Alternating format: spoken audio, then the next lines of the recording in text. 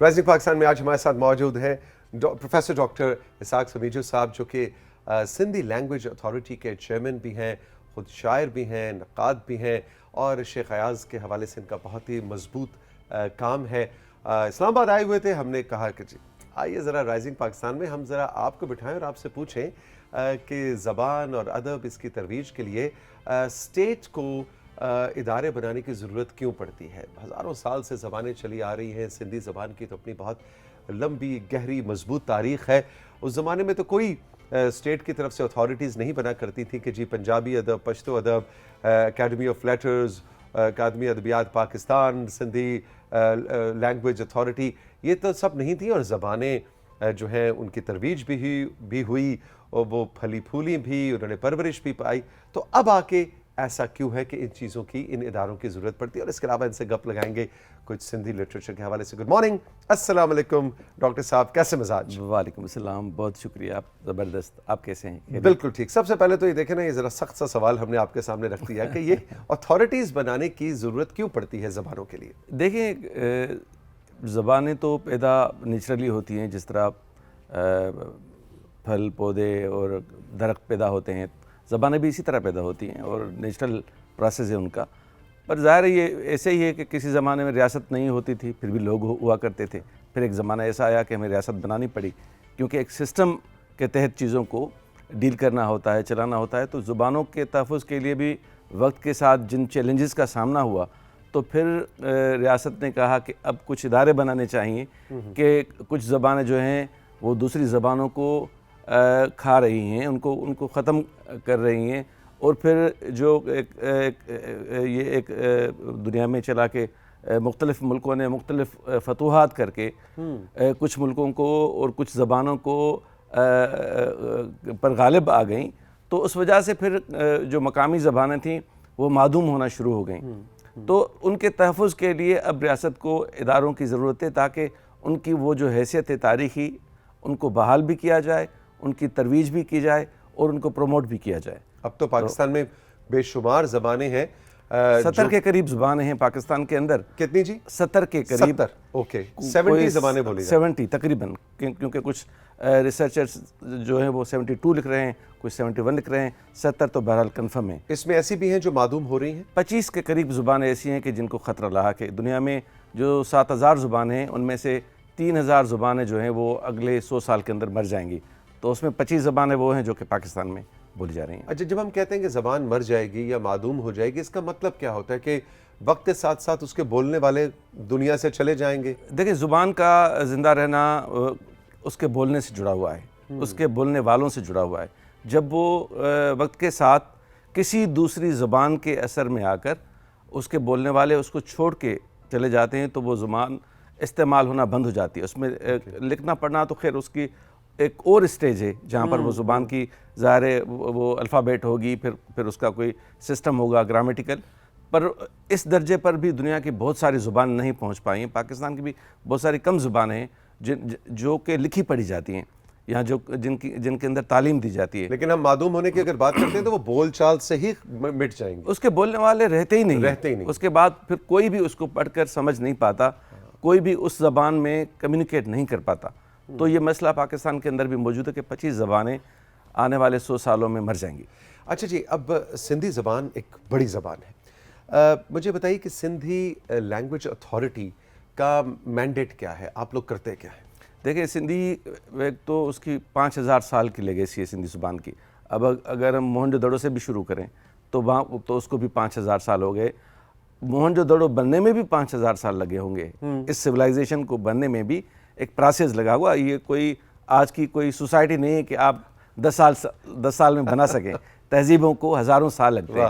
تو اگر ہم اس ساری لیگیسی کو دیکھیں تو سندھی جو ہے دنیا کی چند قدیم ترین زبانوں میں سے ایک زبان ہے۔ بے شک۔ اب اس زبان کو کے بولنے والے تو ہیں، اس وقت بھی 5 کروڑ کے قریب جو ہیں لوگ سندھی زبان بولتے ہیں۔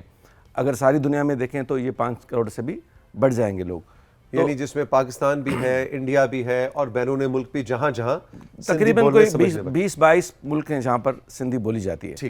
تو ان سب ملکوں میں اگر ہم دیکھیں تو یہ 5 کروڑ سے زیادہ ہیں، 6-7 کروڑ کے قریب لوگ ہیں۔ پر مسئلہ یہ ہے کہ کیونکہ ہمارے ہاں جو پالیسیز ہیں وہ کسی ایک زبان کو پروموٹ کرنے کے لیے کی طرف توجہ دیتی ہیں، تو پھر 73 کے آئین کے اندر یہ گنجائش رکھی گئی کہ جو صوبے ہیں وہ اپنے کلچر اور اپنی زبان کے تحفظ کے لیے انیشیٹ کر سکتے ہیں جو چاہیں بہتر. تو اس حوالے سے پھر 72 میں ایک بل پاس ہوا سندھ اسمبلی میں، جس کے تحت سندھی زبان اور سندھی ادب کے ترویج و ترقی کے لیے کچھ ادارے بنانے کی بات کی گئی. تو یہ 1990 میں سندھی لینگویج اتھارٹی 1990 میں سندھی لینگویج اتھارٹی بنائی گئی، ٹھیک ہے. اور اس کا مینڈیٹ یہ تھا کہ وہ سندھی جو زبان ہے اس کی ترویج، اس کی ترقی، اس کے استعمال، اس کی تدریس کو ممکن بنانے کے لیے یہ انیشیٹ کرے گی، پالیسیز بنائے گی اور اس کو اس قابل بنائے گی کہ سندھی سندھ کے اندر ایک دفتری زبان کے طور پر کام کر سکے. اچھا، اس میں کیا سندھی، اب ذرا تھوڑی ادب کی بات کرتے ہیں. شیخ ایاز پہ آپ کا بہت ہی مضبوط کام ہے. اب کیا آپ کے مینڈیٹ میں یہ بھی آتا ہے کہ سندھی لٹریچر کو دوسری زبانوں میں ٹرانسلیٹ کروایا جائے، اس کو پروموٹ کیا جائے، یا دوسری زبانوں کا ادب جو ہے وہ آج کے سندھی نوجوان تک اس کی رسائی ہو؟ کہ مطلب پنجاب میں یا پشتون لٹریچر میں کیا ایسی سوچ رہی، کیا فکر رہی؟ کیونکہ میں یہ ذاتی طور پہ بہت زیادہ سمجھتا ہوں کہ گلگت بلتستان میں ایک شنا پرشسکی خوار بولنے والا نوجوان جو ہے، اس کا لنک بھی سندھ یا براہوی زبان کے لٹریچر سے اتنا ہی مضبوط اور ایکسیسیبل ہونا چاہیے جتنا ایک سندھی نوجوان. تو بیسیکلی جو ہمارا کام ہے سندھی لینگویج اتھارٹی کا، وہ زیادہ تر زبان، پھر اس کے ڈکشنریز پر، انسائکلوپیڈیا پر، اور لنگوسٹیکلی سندھی زبان کی جو امپارٹنس ہے اس پر ہے. ٹھیک ہے. اس کے حوالے سے پھر سندھی ادبی بورڈ ایک الگ ادارہ ہے ہمارے ہاں. اچھا. میں سمجھتا ہوں کہ پاکستان کے اندر جتنے بھی صوبے ہیں ان میں سندھ واحد صوبہ ہے جہاں پر اتنے علمی ادبی ادارے سرکار نے بنائے ہوئے ہیں، جن کا ایک بجٹ ہے، جن کا پورا ایک سیٹ اپ ہے، جس میں بہت سارے جو لوگ ہیں کام کرتے ہیں. تو ہمارا مینڈیٹ جو ہے وہ بہت محدود ہے. کسی زمانے میں جب یہ بات کلیئر نہیں تھی تو ہم نے اینتھالوجیز بھی بنائی لٹریچر کے اوپر بہت ساری، پر اب ہم کوشش کر رہے ہیں کہ ہم اس دوری کو ختم کرنے کے لیے کہ دوسرے لوگ سندھی زبان پڑھ سکیں، ہم نے مختلف زبانوں اب ہم ایک پنجابی سندھی کی جو ہے وہ ڈکشنری شائع کر رہے ہیں. اچھا، اوکے. اور وہ بڑی امپارٹنٹ ہوگی، جب آئے گی تو آپ دیکھیں گے. آئیڈیا بڑا زبردست. ایک ہم پرشین اور سندھی کی ڈکشنری شائع کر رہے ہیں، ہم سرائکی اور سندھی کی ڈکشنری پر کام کر رہے ہیں. یعنی پرشین اور سندھی کی ڈکشنری کا مطلب ہے کہ سندھی کا ایک لفظ ہے. جی ہاں، فارسی میں اس کے معنی ہوں گے کہ اس سندھی لفظ کو فارسی میں کیا کہتے ہیں، اس سندھی لفظ کو پنجابی میں کیا کہتے ہیں. اس ڈکشنری کا کنزیومر کون ہوگا؟ دیکھیں، ایک تو خود ہمارے ہاں فارسی کوئی 1000 سال سے زیادہ یہاں پر رہی ہے. خود سندھ کے اندر 600 سال آفیشیل لینگویج رہی ہے فارسی. تو ہمارے لٹریچر میں بہت سارے الفاظ اور ایک بڑا لٹریچر سندھ کے اندر لکھا گیا ہے جو کہ پرشین میں ہے. تو ایک تو ہماری روایت ہے. دوسرا یہ کہ خود ہمارے کلاسیکل شعراء جو ہیں، خاص طور پر مطلب جو اردو کے پرسپیکٹو میں بات کر رہا ہوں، ان کے ہاں ظاہر فارسی بہت زیادہ استعمال ہوئی ہے. پھر ایک بڑا ہیریٹیج ہے پرشین کے اندر جس کا تصوف سے تعلق ہے، پھر ہماری فکری روایت سے تعلق ہے، اسلامی روایت سے تعلق ہے.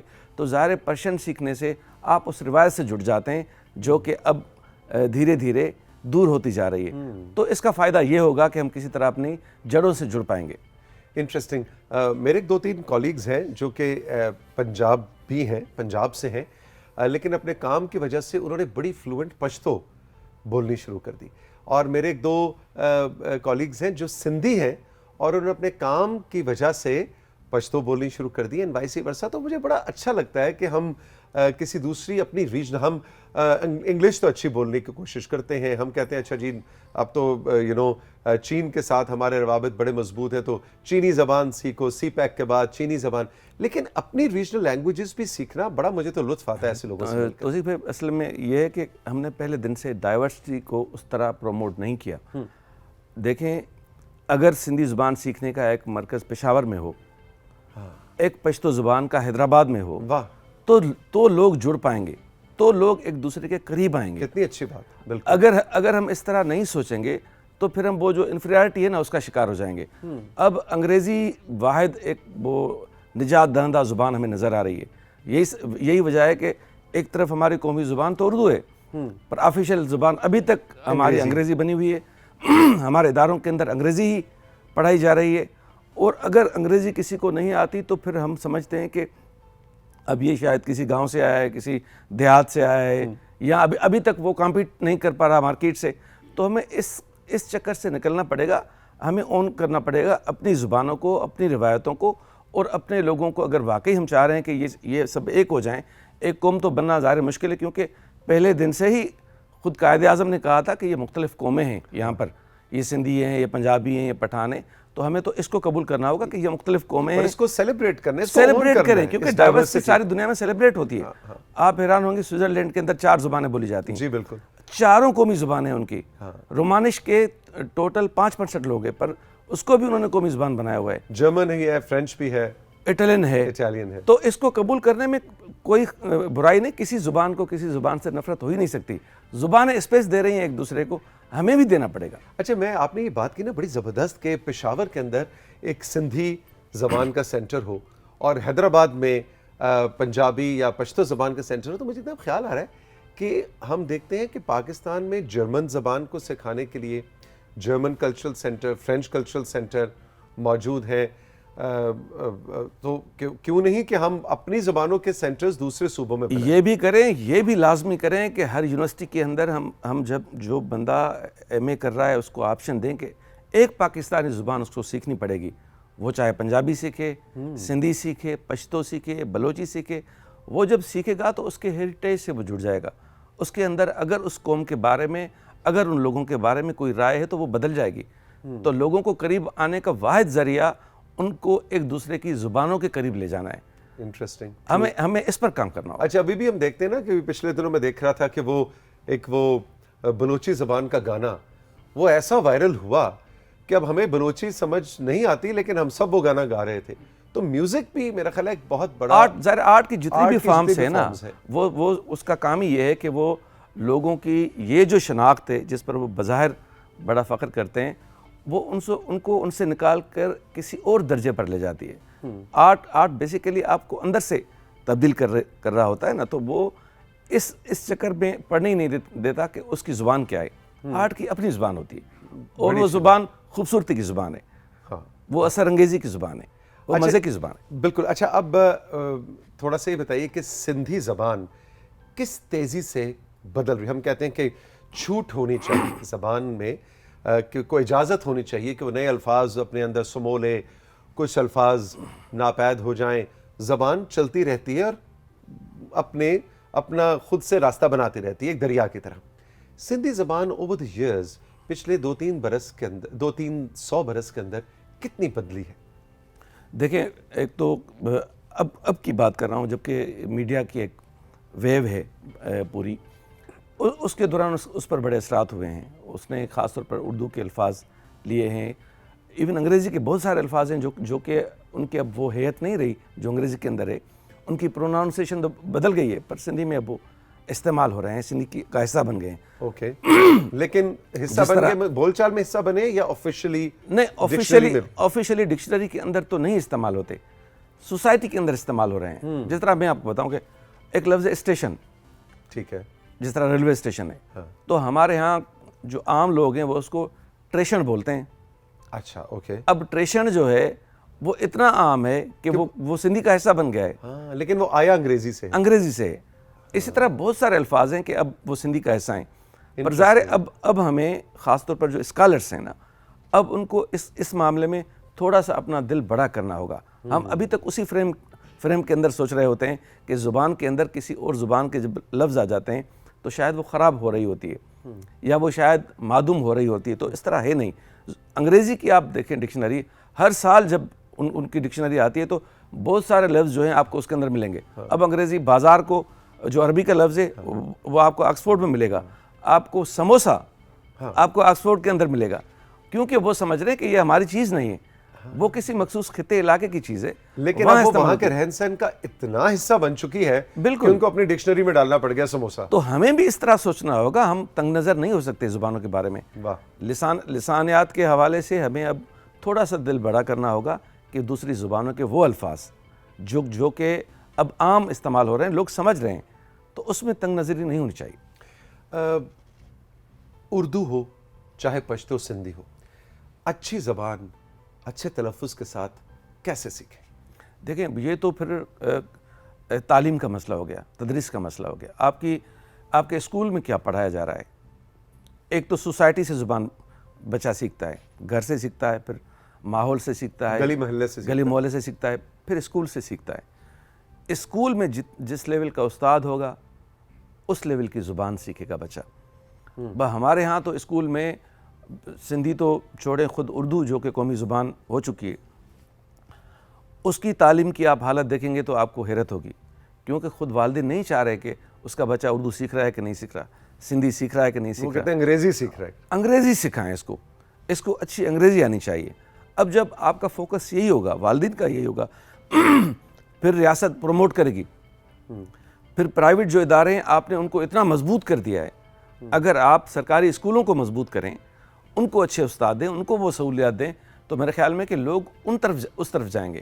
میڈیا کیا کردار ادا کر سکتا ہے؟ کیونکہ میں دیکھتا ہوں کہ ہمارا جو ایف ایم ریڈیو ہے یا ایون جو ہماری ٹیلی ویژن کی انڈسٹری ہے, اس میں بھی ایک اچھی زبان نہ بول پانے کو بڑا مجھے تو اردو نہیں آتی, اٹس اوکے, کوئی بات نہیں, اور غلط الفاظ, غلط تلفظ پہ فخر تو نہیں لیکن کم از کم شرمندگی نہیں ہوتی. تو یہاں پہ آپ ہمارا خاص طور پہ جو ریڈیو, کیونکہ ہم نے تو ریڈیو سن کر شائستہ زید صاحبہ اللہ انہیں زندگی اور صحت دے, ان کو سن کر انگریزی سے, خوشبخش شجاعت کو سن کر ہم نے اردو سیکھی. تو ہمارے اساتذہ, میرا استاد تو ٹیلی ویژن کی سکرین یا ریڈیو کی سماعتیں رہی. توصیف بھائی, ایک دو باتیں. ایک تو میں سوچتا ہوں کہ مجھے شرم اس پر آنی چاہیے کہ مجھے سندھی نہیں آتی, اس پر کبھی نہیں آنی چاہیے کہ مجھے انگریزی نہیں آتی یا میری اردو اچھی نہیں ہے. کیونکہ مجھے جو میری زبان ہے, جو میری ماں نے سکھائی ہے, پہلے مجھے وہ آنی چاہیے اور وہ اچھی آنی چاہیے. آپ اگر پشتو ہیں تو آپ کو پشتو اچھی آنی چاہیے پہلے, پھر جتنی بھی سیکھیں, جتنی بھی آتی ہیں اچھی بات ہے. تو پہلے تو ہمیں اس احساس کمتری سے نکلنا ہوگا, اور ہماری جو بھی زبان ہے, سرائکی ہے, پنجابی ہے, پشتو ہے, اس کو بہتر سے بہتر کرنا ہوگا اور اپنے بچے میں ٹرانسفر کرنی ہوگی. تب یہ ہیریٹیج پورا, کیونکہ اب زبان جو ہے وہ کہ ابلاغ کا مسئلہ نہیں ہے, وہ شناخت سے بھی آگے کا مسئلہ ہے. مطلب وہ آپ کا کلچرل اور انٹلیکچوئل ہیریٹیج ہے, آپ اس کو منتقل نہیں کر رہے ہیں بچے کے اندر, تو ظاہر ہے پھر آپ اس میں سے وہ توقع بھی نہ رکھیں جو کہ آپ کے بڑے آپ میں رکھتے تھے. تو ہمیں اس کو ایک تو شعوری طور پر منتقل کرنا ہوگا. پر پھر دوسرا جو ایشو آپ کہہ رہے ہیں کہ اب جو ٹیلی ویژن, ریڈیو یا پرائیویٹ چینلز ہیں, ان پر زبان پر وہ دھیان نہیں دیا جاتا, تو آپ یہ بھی تو دیکھیں کہ اگلے زمانے میں ریڈیو اور ٹی وی کے علاوہ ہوتا کیا تھا. اب وہاں سے ہی لوگ زبان سیکھتے تھے. اب جو سوشل میڈیا آ گیا ہے, جو پرائیویٹ چینلز آ گئے ہیں, جہاں پر ایک بھی ایڈیٹر نہیں ہوتا, ایک بھی زبان کا جاننے والا بندہ نہیں ہوتا, ایک بھی پروڈیوسر وہ نہیں ہے پرائیویٹ چینلز کے اندر جس کی اپنی زبان ٹھیک ہو, تو وہ اپنے کمپیئر کو یا اپنے جو ہے ایکٹر کو یا گانے والے کو وہ درست کیسے کروا سکتا ہے. تو اس کی اپنی تربیت نہیں ہے. پھر ظاہر ہے اب دباؤ بڑھ گیا ہے زبانوں کے اوپر. اب بیک وقت سوسائٹی کے اندر شہر زیادہ ہیں, گاؤں کم ہوتے جا رہے ہیں. جو پیور زبان ہوتی تھی وہ گاؤں میں بولی جاتی تھی. یہ آپ کو پتہ ہے نا کہ آن حضور کو بھی گاؤں میں بھیجا گیا تھا زبان کے لیے. تو شہر ملٹی لنگول ہوتے ہیں. اب جب شہر ملٹی لنگول ہوں گے تو زبان خراب ہوتی جائے گی. تو اوریجنیلٹی جو ہے وہ آپ کو گاؤں دیہات میں ہی, گوٹھ میں ہی ملے گی. بالکل اسی طرح. ڈاکٹر صاحب بہت بہت شکریہ. آپ سے تو گپوں میں باتوں میں وقت گزرنے کا پتہ ہی نہیں. میں تو بہت سی باتیں سوچ رکھی تھی آپ سے پوچھنی ہیں, لیکن ہم سب وقت کی قید میں ہیں. بہت عنایت, بہت شکریہ. آپ کو ڈاکٹر صاحب کی باتیں کیسی لگیں ہمیں ضرور بتائیے گا, اور ساتھ ہی ساتھ باقی شو کے جو سیگمنٹس ہیں اس پہ بھی اظہار خیال فرمائیے گا. رائزنگ پاکستان کا انسٹاگرام پیج ہم نے اب ایکٹیو کر دیا ہے, اس پہ بھی آپ ہمیں ریچ آؤٹ کر سکتے ہیں, ڈی ایم کر سکتے ہیں اپنے سوال, اپنا پیغام, اپنی سوچ, اپنی فکر, اور ہمارا واٹس ایپ نمبر تو آپ کو زبانی یاد ہے. خوش رہیے, ملیں گے پھر. خدا حافظ.